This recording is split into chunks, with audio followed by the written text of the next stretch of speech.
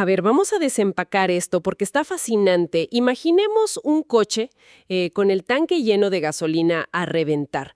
Pero resulta que el tablero de pronto enloquece, parpadea en rojo y envía una alerta de tanque vacío. Ujú. Y esto fuerza a la computadora del vehículo a apagar el motor ahí, en medio de la carretera. O sea, no es un problema de falta de combustible. Y desde luego, pues no es culpa de quien va al volante. Claro, es una falla del sensor, totalmente. Exacto, es una falla catastrófica del sensor. Y bueno, esto es exactamente lo que le pasa al cerebro humano de una persona que tiene sobrepeso, pero que siente un hambre voraz, un hambre incontrolable a todas horas. Sí, es un cortocircuito. Y este es precisamente el punto de partida del análisis de hoy, que además da un seguimiento directo a las investigaciones sobre metabolismo que hemos estado desmenuzando en capítulos anteriores del programa. Así es. Y bueno, aprovechando el arranque, es el momento perfecto para recordar a quienes nos escuchan la importancia de suscribirse y activar las notificaciones para que no se pierdan el hilo de todas estas investigaciones continuas que estamos haciendo. Definitivamente. Y el material que tenemos hoy sobre la mesa es oro puro. Es una joya. El documento clínico se titula La trampa del hambre falsa y el hígado graso y fue escrito por el doctor Alexis Carrasco de Activo Vital. La misión de hoy es sumergirnos a fondo en lo que la medicina llama el eje hígado-cerebro. Que suena súper técnico, pero es vital entenderlo. Sí, para entender por qué, y esto es clave, el hambre incontrolable no es un fracaso moral, no es una falta de carácter, sino un fallo puramente mecánico. Y fíjate que esa distinción, la distinción entre la moralidad y la mecánica, es verdaderamente el núcleo de todo este problema. Históricamente, o sea, tanto la sociedad como gran parte de la medicina convencional han abordado el sobrepeso y los antojos desde una perspectiva, pues, muy punitiva. Muy de echar culpas. Exacto. La recomendación estándar siempre suele ser una variación de hay que cerrar la boca o es que falta disciplina. Sí, el clásico échale ganas. Tal cual. Sin embargo, el texto del doctor Carrasco desarticula esa culpa utilizando pura y dura fisiología. Plantea que cuando el cerebro entra en un estado clínico de inanición percibida, pelear con fuerza de voluntad es completamente inútil. Es una batalla perdida desde antes de empezar, o sea, Totalmente. Porque los instintos de supervivencia más antiguos, esos que están arraigados en el ADN humano, toman el control absoluto y anulan cualquier decisión lógica que la corteza prefrontal intente, pues, imponer en ese momento. wow. Es que si lo piensas, pedirle a alguien que simplemente ignore un hambre abrumadora es como pedirle que deje de respirar por pura fuerza de voluntad. Es biológicamente imposible a largo plazo. Tarde o temprano, la biología gana. Claro. Y para entender cómo se rompe todo este sistema de señales, creo que necesitamos hablar del sensor de combustible del cuerpo. O sea, ¿cuál es la pieza exacta que se descompone y que envía esa alerta roja al cerebro? Pues mira, el sensor principal en esta inmensa red de comunicación energética es una hormona llamada leptina. Leptina. Ok. Sí, leptina. En términos evolutivos, la leptina es, digamos, la mensajera oficial de la saciedad y de la abundancia. Y su funcionamiento básico es en realidad muy elegante. Al ingerir alimentos y almacenar el excedente como energía en las células de grasa. Que son los adipocitos, ¿no? Exactamente, los adipocitos. Bueno, pues estas células sintetizan y liberan leptina hacia el torrente sanguíneo. Y esta hormona viaja directo al hipotálamo, que es la región del cerebro que regula el hambre. Ajá. Y entrega un mensaje bioquímico que es fundamental. Le dice al cerebro, hay suficientes reservas, el entorno es seguro, detén ya la urgencia de buscar alimento. ¡Qué maravilla! O sea, ¿el cuerpo sabe cuándo parar? Así debería ser, pero el documento detalla que en la inmensa mayoría de los pacientes que sufren de antojos constantes y obesidad, este mensaje se emite, pero jamás llega a su destino. No me digas. O sea, ¿se queda en el camino? Se bloquea. Y es lo que clínicamente se conoce como resistencia a la leptina. O sea, a ver si entiendo bien. El cuerpo tiene grasa almacenada como para sobrevivir meses enteros, ¿no? Las células de grasa están literalmente gritando el mensaje, pero el cerebro está completamente sordo. Y al estar sordo, ante la ausencia de esa señal, pues el cerebro interpreta la situación de la manera más trágica posible. Si no registra la leptina, asume que las reservas de grasa son 0. ¡Qué locura! Asume que la muerte por inanición es inminente. y como respuesta de supervivencia, desencadena toda una cascada de hormonas del estrés, como el cortisol. Que además engorda más. Claro. Y reduce el metabolismo basal para conservar energía, lo que provoca ese letargo, ese cansancio crónico. Al mismo tiempo, amplifica los receptores de recompensa para que la persona busque desesperadamente alimentos con una densidad calórica altísima.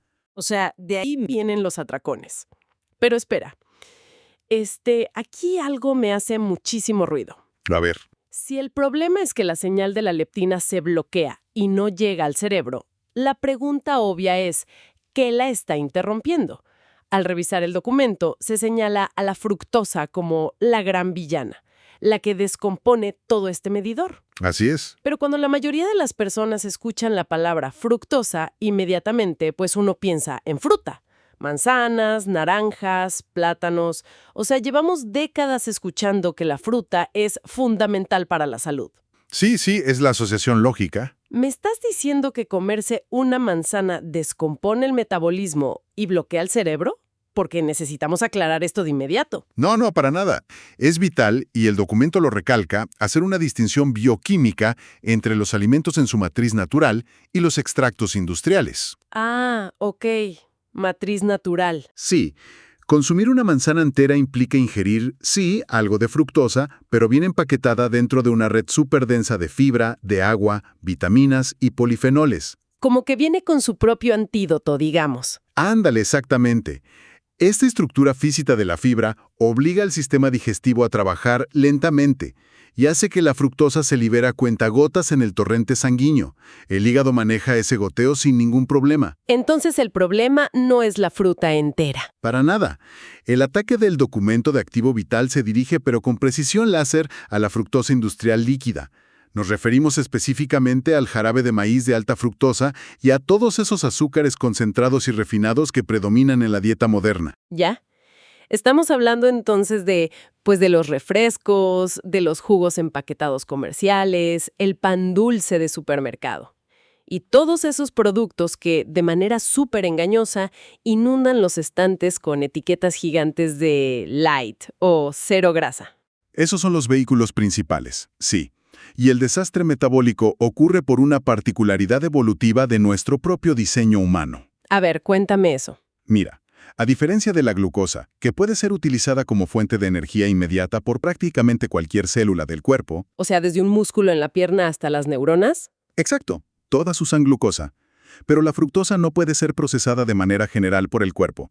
Resulta que el hígado es el único órgano con la maquinaria enzimática necesaria para metabolizar la fructosa. O sea que si alguien ingiere, no sé, 1 litro de un jugo comercial de esos de cajita, creyendo que es una opción súper saludable para el desayuno, toda esa carga de azúcar industrial le cae exclusivamente al hígado. El 100%. Toda esa carga metabólica impacta al hígado de golpe. Evolutivamente, los humanos solo encontraban fructosa en cantidades significativas al final del verano, cuando la fruta maduraba. Claro, antes de que llegara el frío. Era una señal estacional para almacenar grasa de cara al invierno.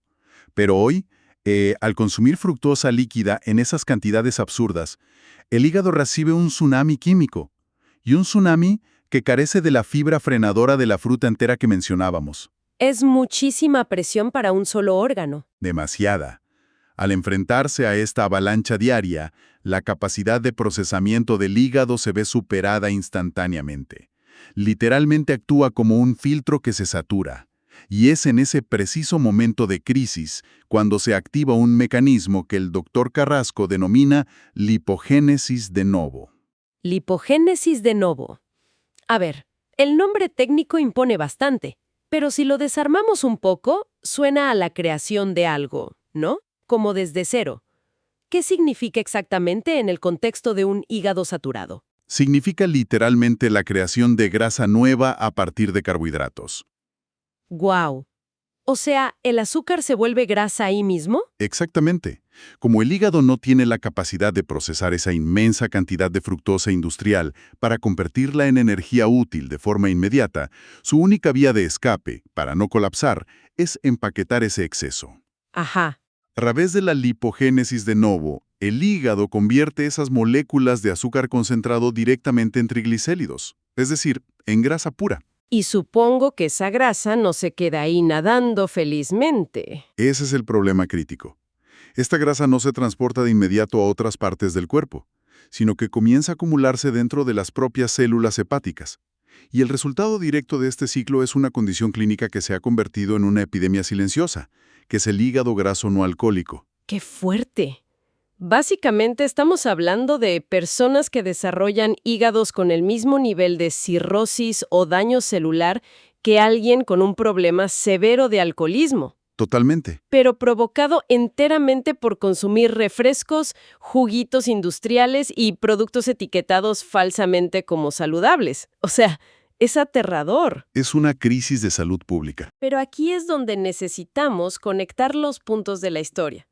Tenemos a un hígado que está allá abajo, en el abdomen, llenándose de grasa por culpa de la fructosa industrial. ¿Cómo es que ese problema local, en el abdomen, termina saboteando las señales neurológicas? O sea, ¿cuál es el puente físico entre un hígado enfermo y un cerebro asustado que no recibe la leptina? Lo que conecta estos dos mundos es lo que el documento define como un desastre endocrinológico. Tenemos que dejar de ver al tejido graso como un simple almacén inerte que solo guarda calorías. O sea, ¿la grasa está activa? Muy activa.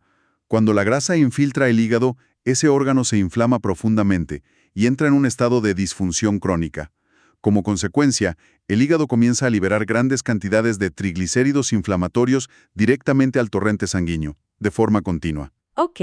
Estos triglicéridos viajan por toda la red circulatoria hasta llegar a la barrera hematoencefálica. ¡Ah! La aduana del cerebro. Esa membrana protectora que decide qué químicos de la sangre pueden entrar al sistema nervioso central y cuáles, de plano, se quedan fuera. Esa misma. La leptina, que decíamos que es nuestra hormona de la saciedad, necesita forzosamente cruzar esa aduana y acoplarse a los receptores específicos del hipotálamo para poder entregar su mensaje. Para decir, ya estamos llenos. Exacto. Sin embargo, los estudios recientes sobre este eje hígado-cerebro muestran que cuando existe un exceso crónico de triglicéridos circulantes, estas moléculas de grasa interfieren físicamente en el transporte de la leptina, obstruyen el paso a través de la barrera hematoencefálica y bloquean los receptores neurológicos. A ver, para visualizar esto claramente, porque está increíble. Las células de grasa del cuerpo están usando un megáfono, gritando a todo pulmón, ya hay energía de sobra, apague el hambre de inmediato. Sí. Pero estos triglicéridos, generados por un hígado graso, actúan literalmente como unos audífonos de cancelación de ruido puestos a la fuerza sobre el cerebro. Es una excelente analogía. El cerebro trae esos audífonos encendidos. No escucha absolutamente nada de lo que el resto del cuerpo le comunica, y el resultado es el silencio total. Y en ese silencio detona esa sensación que el texto resume como un hambre falsa. Es que esa analogía captura perfectamente el problema mecánico. Fíjate, se le denomina hambre falsa porque no obedece a una necesidad energética real. A nivel celular, sobra energía. Hay muchísima. Claro, el tanque está lleno. Pero a nivel neurológico, con esos audífonos de cancelación de ruido puestos, el cerebro experimenta una inanición genuina y desesperada. Siente que se muere. ¡Wow! Por eso, y volviendo a los enfoques tradicionales que criticábamos al principio, someter a una persona en estas condiciones a una dieta de restricción calórica severa es una tortura. O sea, estas dietas donde te limitan las porciones y comes lechuga todo el día. Exacto. Donde limitan las porciones pero sin alterar la calidad bioquímica del alimento. Eso es totalmente contraproducente. Restringir calorías a un cerebro que de por sí ya cree que se está muriendo de hambre, pues solo eleva los niveles de cortisol y agrava el pánico metabólico. Lo cual inevitablemente lleva al famoso rebote, ¿no? Porque nadie, absolutamente nadie, puede ganarle al instinto de supervivencia para siempre. Nadie. Es biología pura. Entonces, si el paciente es víctima de un bloqueo químico, el enfoque tiene que cambiar de forma radical. O sea, la misión no es comer menos, es quitarle esos audífonos de cancelación de ruido al cerebro.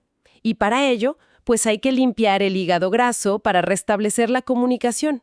Has dado en el clavo. Y esto nos lleva directamente a las soluciones tangibles, que es lo que la gente necesita, las que están planteadas en el documento, bajo el nombre del Protocolo Activo Vital. Así es. Y mira, El protocolo establece como meta fundamental alcanzar algo que llaman la soberanía biológica. Soberanía biológica. Me gusta cómo suena. Significa devolverle al sistema nervioso la capacidad de leer sus propias señales de saciedad, sin interferencias ruidosas de la industria alimentaria. Para lograrlo, el enfoque se aleja totalmente del conteo de calorías. Adiós a contar puntos y macros. Adiós a eso.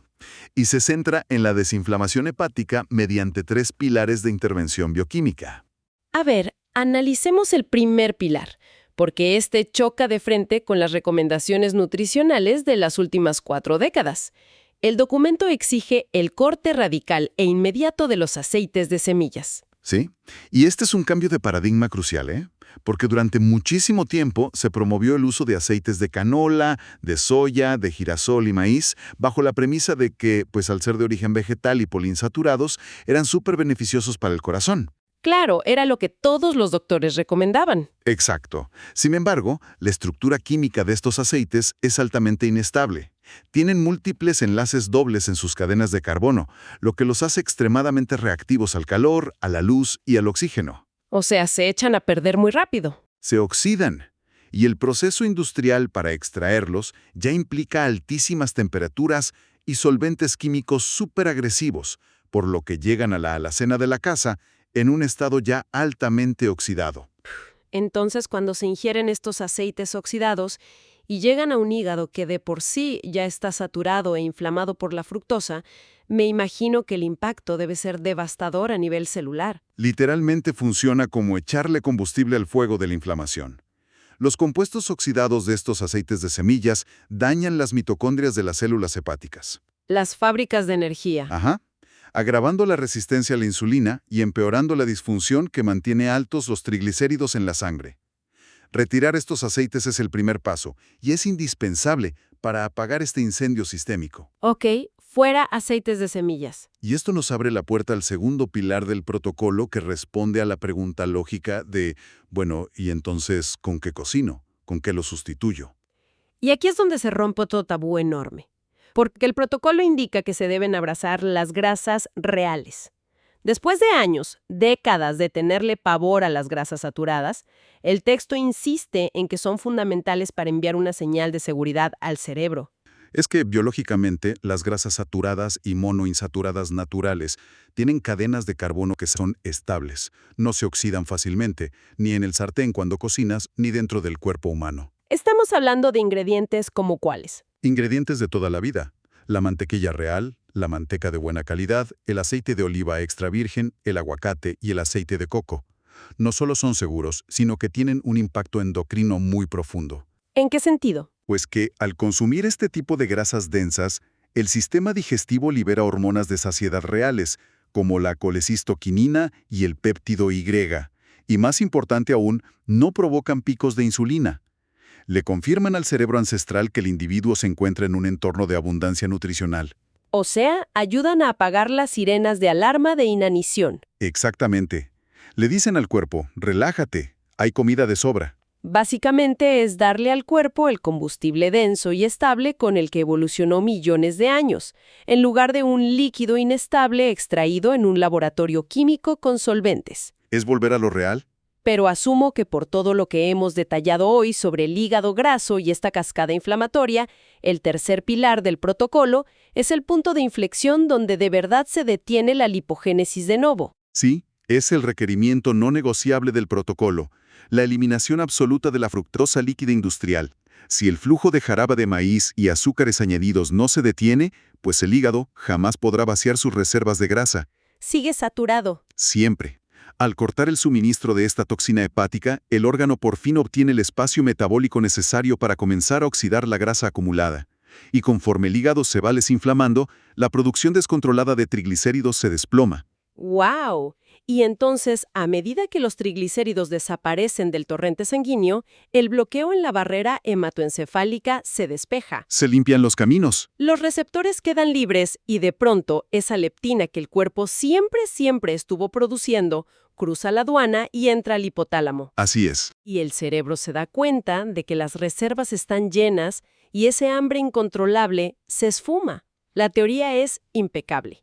Pero, a ver, Al intentar llevar esto a la práctica en el día a día, surge un obstáculo monumental. Sí, el choque con la realidad. Exacto. Decir elimina la fructosa industrial y los aceites de semillas suena súper sencillo en el entorno controlado de un análisis clínico. Sin embargo, al salir de la teoría y entrar con el carrito de compras a los pasillos de un supermercado, la realidad es que el entorno es un campo minado. Es un desafío inmenso, francamente, porque la industria alimentaria moderna invierte miles de millones en la ingeniería de sus productos y sobre todo en el diseño de su etiquetado. Son expertos en ocultar cosas. Totalmente. Los ingredientes que causan este bloqueo hormonal casi nunca aparecen con su nombre real o claro en la parte frontal de los empaques. Ese es exactamente el punto.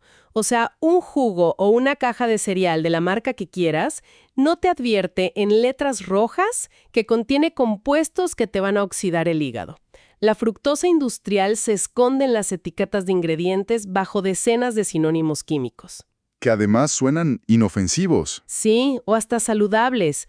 Cosas como sólidos de jarabe de maíz, néctar de agave, dextrosa, maltodextrina, jugo de fruta concentrado. Son muchísimos. Y lo mismo ocurre con los aceites inflamatorios ocultos en productos de panadería o en aderezos para ensaladas. Es humanamente imposible para cualquier persona, sin un título en química alimentaria, memorizar esta infinidad de términos mientras hace las compras de la semana. Es demasiada carga mental. Por eso, y esto me parece fundamental recalcarlo para nuestra audiencia, para implementar verdaderamente esta soberanía biológica, el paciente necesita ayuda técnica urgente. Se vuelve imperativo contar con una contramedida tecnológica, y en las fuentes de nuestro análisis de hoy se destaca y se invita fuertemente a descargar la Guía Médica de Inteligencia Artificial. Que es un recurso indispensable para quienes desean aplicar este protocolo sin fallar en el intento. Exacto. Y el inmenso valor de una herramienta como esta radica en que nivela el campo de juego, porque proporciona una capacidad de análisis en tiempo real que desarma por completo el engaño de las etiquetas comerciales. Funciona esencialmente como un traductor bioquímico de bolsillo, porque al revisar la guía médica de inteligencia artificial que se recomienda en el documento, el elemento más poderoso es el acceso a un escáner de ingredientes. Sí, el escáner lo cambia todo. En la práctica, esto cambia por completo la dinámica en el supermercado. O sea, al tomar un teléfono y enfocar la cámara sobre esa microscópica lista de ingredientes de cualquier producto, y hablo incluso de aquellos que afirman ser avalados por asociaciones de salud, Que muchas veces son los peores. pues la inteligencia artificial procesa el texto en un par de segundos, rastrea instantáneamente toda la base de datos de sinónimos industriales y emite una alerta ahí mismo si detecta la presencia de fructosa oculta o aceites de semillas oxidados. Te avisa de inmediato. Señala con absoluta claridad cuáles son los venenos metabólicos que están escondidos detrás de todo ese marketing de colores. Y entonces se vuelve innecesario ser un experto químico para limpiar la alacena. Si el escáner levanta la bandera roja, pues el producto simplemente se devuelve al estante. Así de simple. Esto elimina la confusión, elimina la duda y ese autoengaño que a veces tenemos al intentar sanar el hígado. Es que, analizado desde una perspectiva amplia, integrar una herramienta de este tipo cierra el ciclo de la intervención médica. Comprender la fisiología de este eje hígado-cerebro nos provee el porqué, desvanece toda la culpa moral y revela que el antojo voraz es el resultado de una interferencia bioquímica. Claro. Pero, y esto es muy cierto, la comprensión por sí sola choca contra un entorno alimentario que está diseñado para sortear las defensas de los consumidores. Herramientas analíticas como este escáner de ingredientes otorgan el cómo, no. Cómo aplicar esta ciencia en la vida cotidiana. Representan el brazo táctico de la soberanía biológica. Me encanta eso de brazo táctico. Es que lo es. Al evitar consistentemente estas toxinas, se restablece el sensor, se repara la comunicación hormonal y el cuerpo, maravillosamente, recupera su capacidad natural de autorregulación. Reparar el sensor para que el sistema funcione de manera autónoma. A modo de síntesis de este extenso viaje por la bioquímica humana, la revelación fundamental es que el fracaso frente a las dietas no radica de ninguna manera en la debilidad de carácter. El origen de esa hambre falsa es un problema mecánico detonado por un hígado infiltrado de grasa y un sistema circulatorio saturado de triglicéridos que ensordecen al cerebro. Eso es en resumen. Limpiar el entorno metabólico, desterrando por completo los aceites inestables y la fructosa líquida, con la ayuda de tecnología de detección en el celular, es la llave maestra. Es el mecanismo real para que la leptina finalmente cruce la aduana hematoencefálica y el cerebro comprenda, después de años de un letargo tetánico, que el cuerpo está seguro y abundante. Y lograr que esa señal se escuche nítidamente, de verdad, transforma por completo la calidad de vida. El alivio de ya no vivir esclavizado a esa constante necesidad de comer es profundo. Se libera una cantidad enorme de energía mental para otros aspectos del desarrollo humano. Nos quita un peso enorme de encima, tanto físico como mental.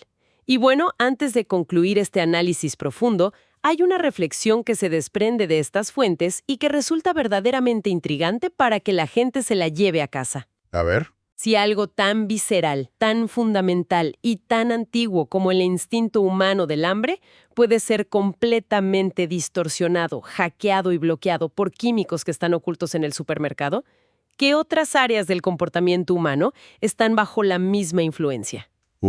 Esa es una gran pregunta. ¿Qué porcentaje de esos niveles crónicos de ansiedad, de fatiga inexplorada o incluso de fluctuaciones de humor que a menudo racionalizamos y decimos, ¡ay, es parte de la personalidad!, son en realidad simples cortocircuitos inflamatorios generados por la comida ultraprocesada? Pues plantea una interrogante profundísima sobre dónde termina la identidad biológica real de una persona y dónde comienza el efecto secundario de un metabolismo interferido por la industria. Definitivamente.